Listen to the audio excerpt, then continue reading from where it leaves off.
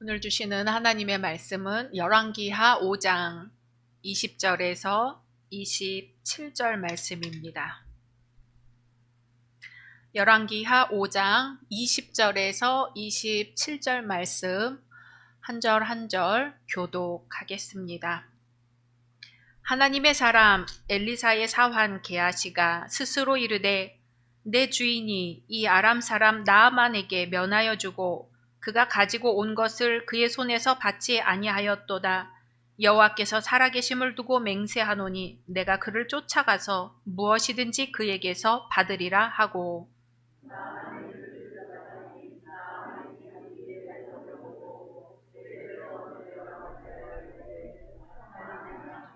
그가 이르되 평안하나이다.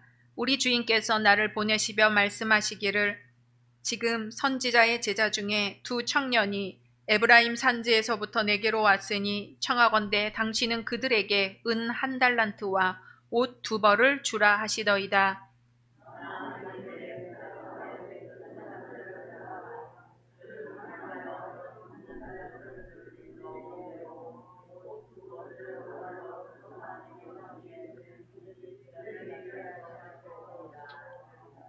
언덕에 이르러서는 게하시가 그 물건을 두 사환의 손에서 받아 집에 감추고 그들을 보내 가게 한 후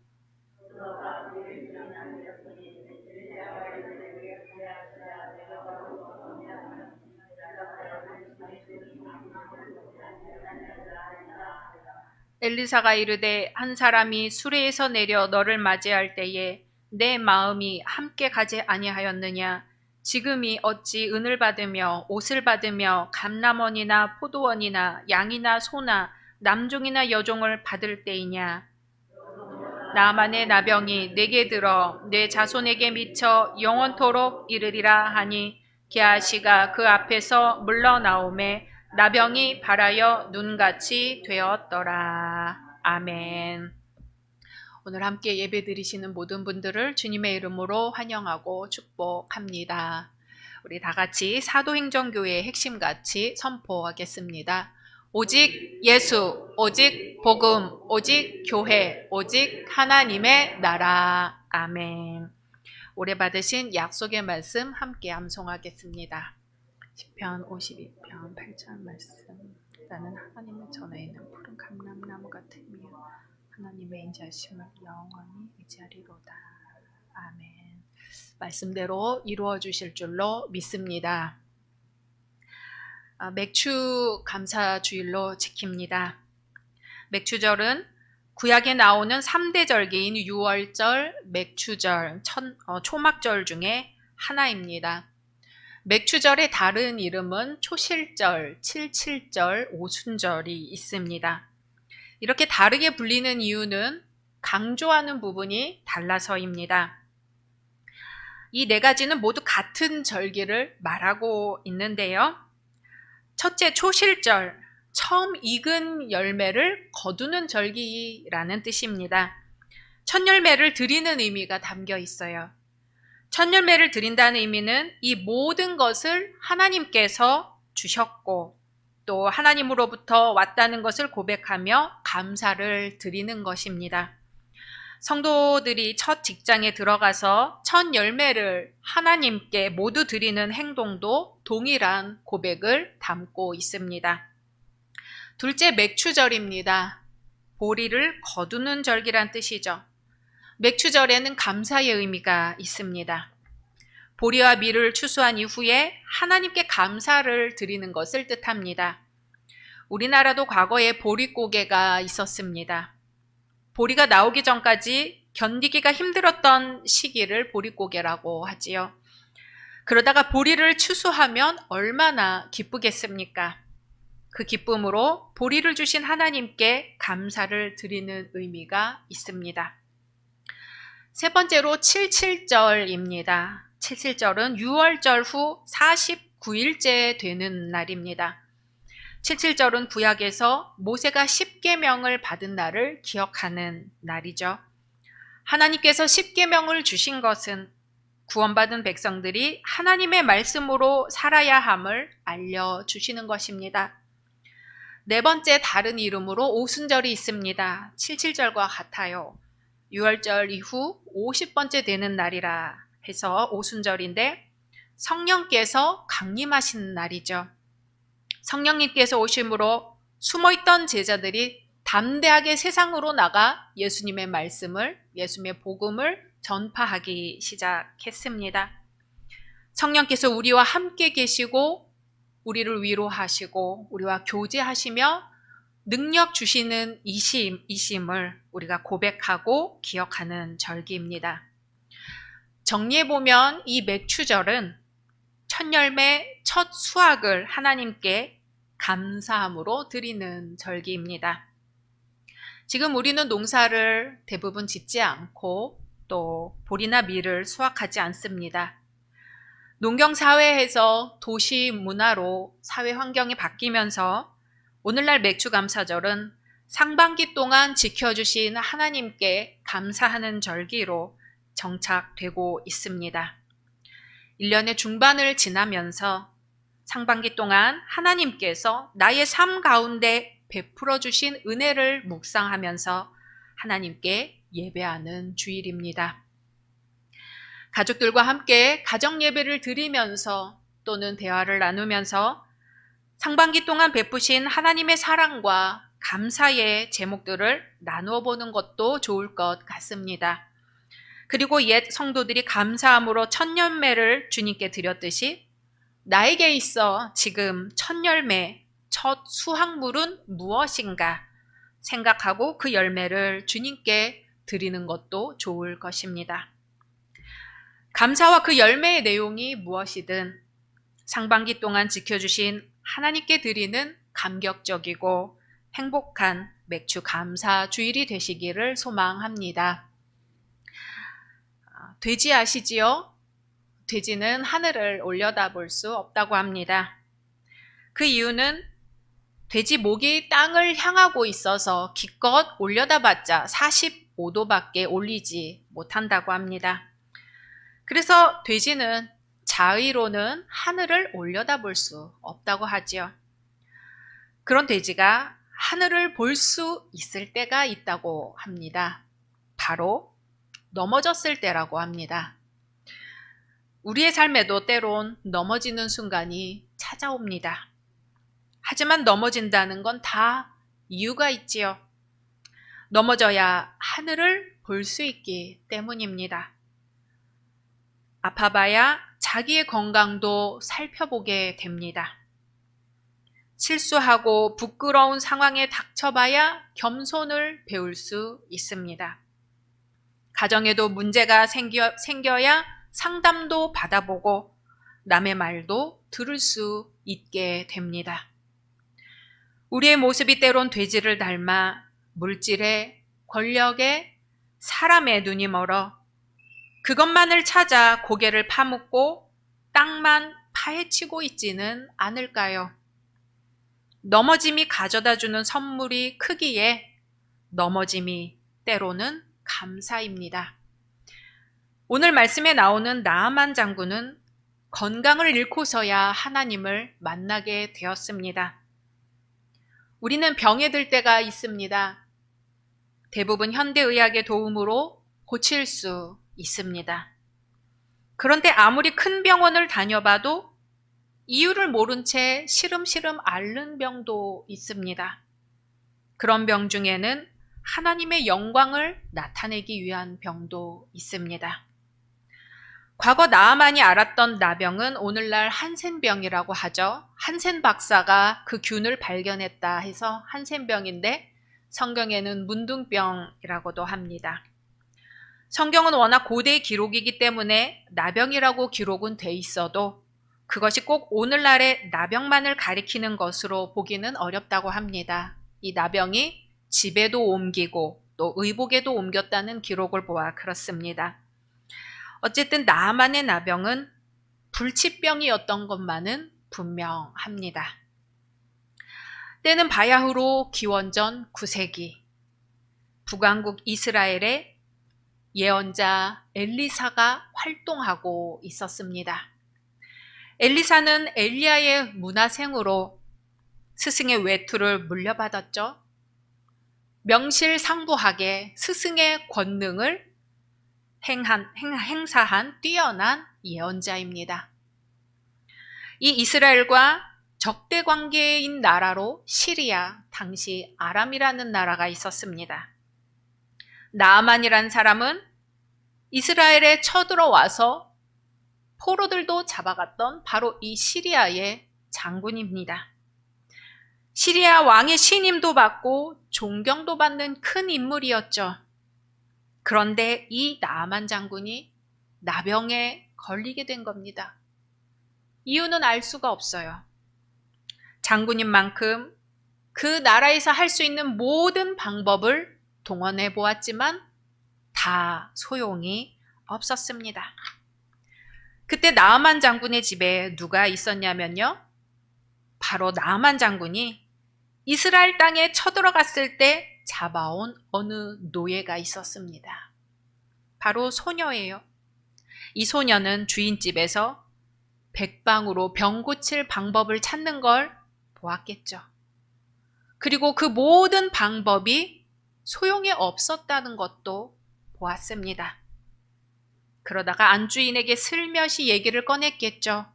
저 이스라엘에 가면 선지자 한 분이 있는데 그분에게 가시면 나을 것 같습니다. 나아만은 장군이지요.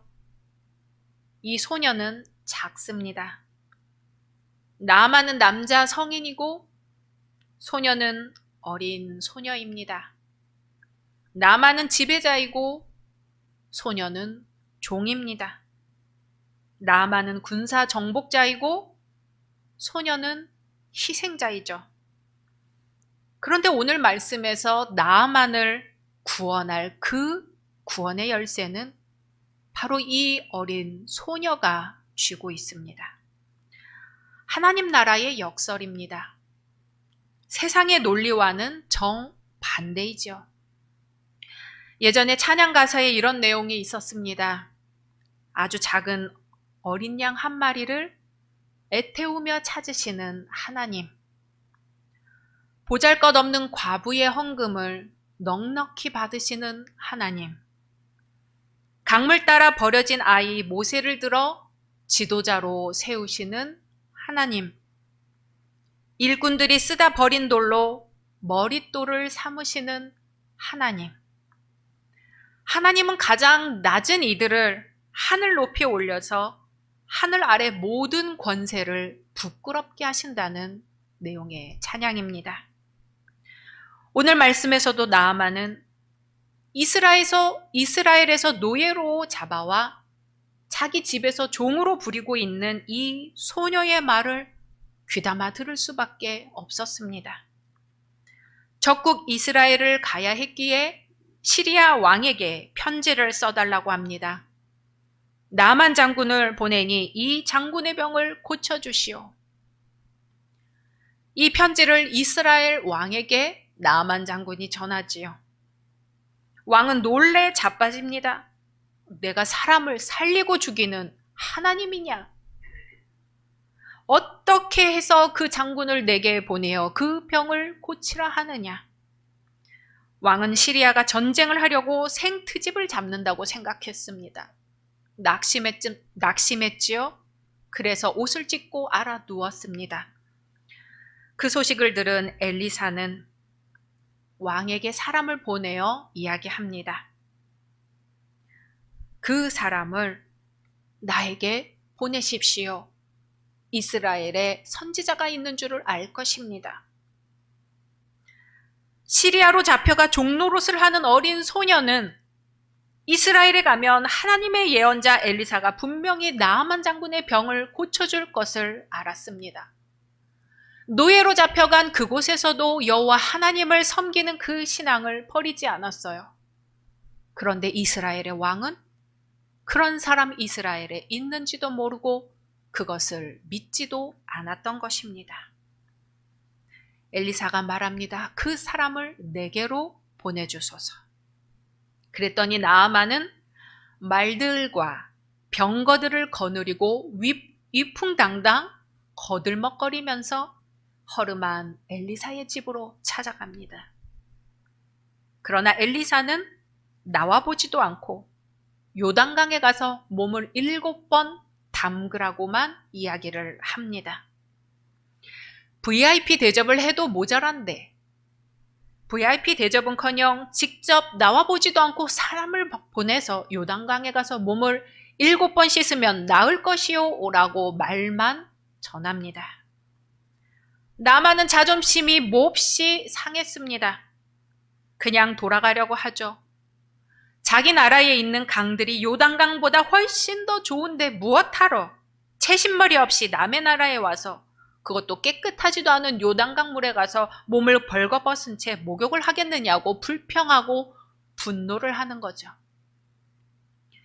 그래도 나아만 장군 곁에는 좋은 사람들이 있었습니다.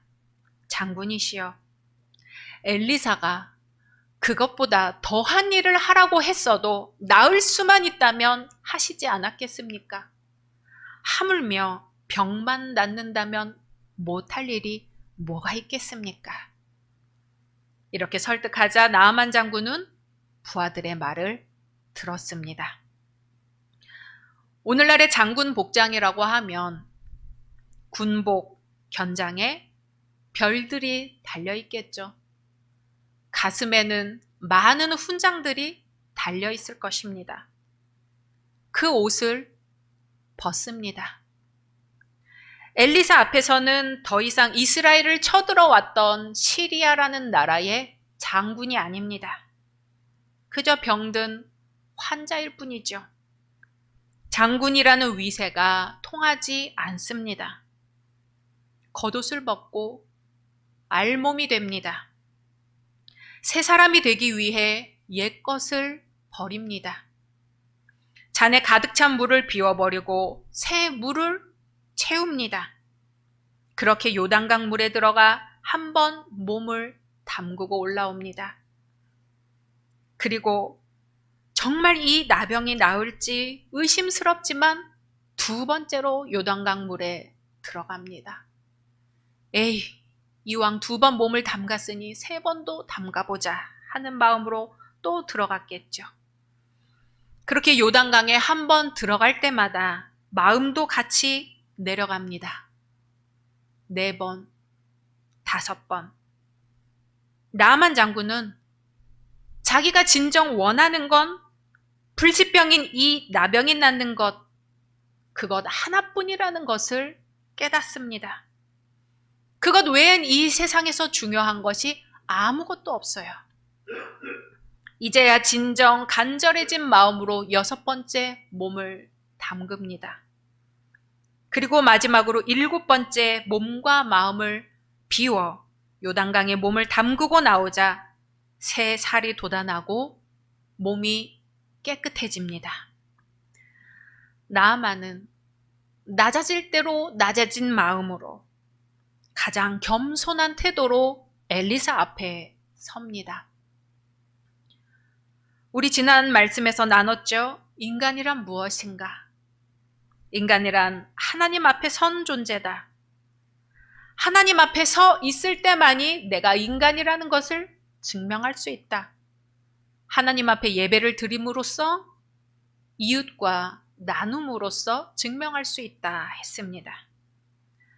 나아만이 외칩니다. 내가 이제 이스라엘 외에는 온 천하에 신이 없는 줄을 아나이다. 청하건대 당신의 종에게서 예물을 받으소서. 나아만은 엘리사 앞에 섰습니다. 엘리사 앞에 섰다는 것은 하나님 앞에 섰다는 것이죠. 이스라엘을 공격할 만큼 강한 아람이라는 나라의 장군이라는 이름표. 군대를 거느리고 위풍당당하게 재물을 갖고 올 수 있는 권력자라는 이름표. 하나님 앞에서 다 떨어집니다. 돼지가 넘어진 거죠.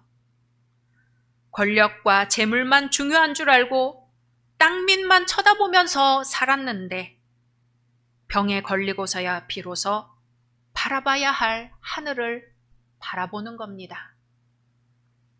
비로소 하나님 앞에 섰어요.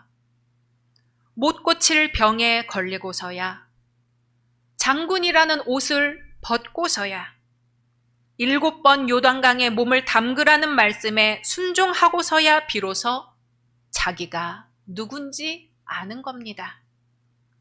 아, 나아만.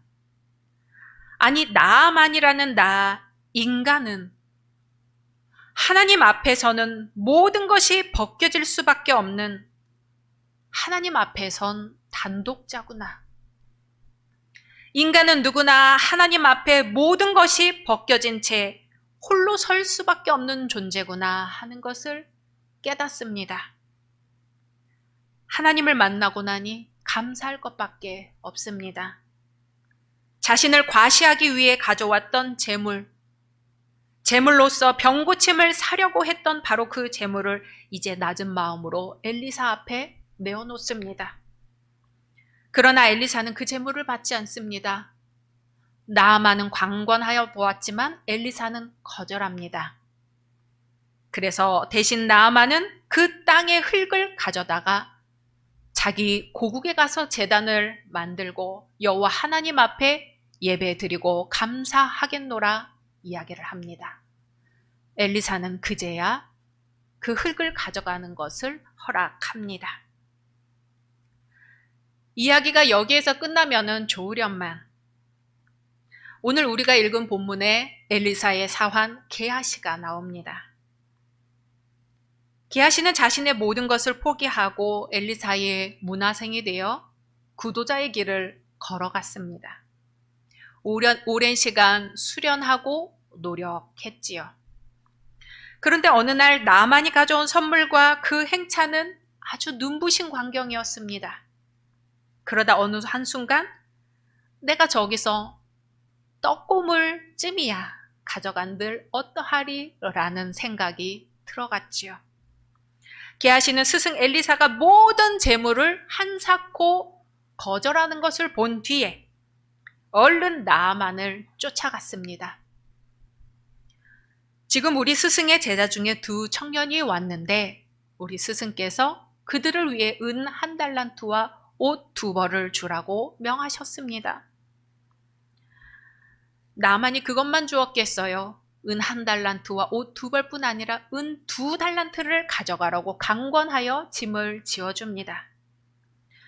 게하시는 오는 길에 그것들을 집에 감추고 엘리사에게 갔죠. 엘리사가 그걸 모를까요? 묻습니다. 게하시야, 내가 어디서 오느냐? 예, 선생님. 저는 아무 데도 가지 않았습니다. 이건 마치 가인이 아벨을 죽인 다음에 하나님이 내 아우 아벨이 어디 있느냐 물으셨을 때 내가 알지 못합니다. 내가 내 아우 아벨을 지키는 자니까 대답했던 것과 같습니다. 가인이 한 일을 하나님이 모르지 않으셨듯이 게하시의 한 일을 엘리사가 다 알고 있습니다. 엘리사가 게하시에게 말합니다. 지금이 어찌 은을 받으며 옷을 받으며 감람원이나 포도원이나 양이나 소나 남종이나 여종을 받을 때냐? 지금이 어느 때냐? 게하시는 엘리사와 함께 있으면서도 하나님 앞에 서 있다는 것이 무엇인지 깨닫지 못했습니다. 기근이 들어 사람들이 먹을 것이 없어 전전긍긍할 때 엘리사가 기적을 베풀어 100명이나 되는 사람이 먹고도 남음이 있었습니다. 엘리사가 말하는 지금은 기근이 든 때입니다. 사람들이 힘들어할 때예요. 그러한 이때 왜 옷과 은과 올리브 기름을 혼자 몰래 곳간에 쌓아두느냐 하는 말이죠. 지금이 어느 때냐? 게하시는 나만에게 붙었다 떨어진 나병에 옮아 그 몸이 눈같이 희게 되었다 말씀은 증거합니다. 지금은 어느 때인가? 하나님 앞에 설 때입니다. 꼬람대요. 하나님 앞에 홀로 서야 할 때입니다. 예수님 앞에 나병에 걸린 10사람이 찾아왔을 때 10사람 모두 고침을 받았지요. 그런데 기적을 체험하면 기적같이 죽을 병에 걸렸던 내 몸이 나으면 다 돌아와서 하나님 앞에 감사할 것 같지만 10명 중 딱 한 사람만이 돌아와서 예수님께 감사했습니다. 예수님이 말씀하십니다. 10사람이 다 깨끗함을 받지 아니하였느냐? 그 9은 어디 있느냐? 물어보십니다. 우리는 예수님 앞에 주님, 저 여기 있습니다. 떳떳하게 나설 수 있는지 한번 우리 모습을 돌아보실까요? 내 안에 진정한 감사가 있습니까? 진정한 감사가 내 가슴 속에서 뜨겁게 용솟음치고 있습니까? 그렇다면 그 감사가 우리의 행동으로 드러날 것입니다. 예수님의 고쳐주심을 받고도 감사하지 않은 9명의 무리 속에서 내가 섞여 있지는 않을까요? 예수님이 그 속에서 우리를 발견하실까봐 두렵습니다. 지금은 어느 때인가? 주님의 말씀입니다. 10사람이 다 깨끗함을 받지 아니하였느냐? 그 9은 어디 있느냐? 이 이방인 외에는 하나님께 영광을 돌리러 돌아온 자가 없느냐? 함께 침묵으로 기도하시겠습니다.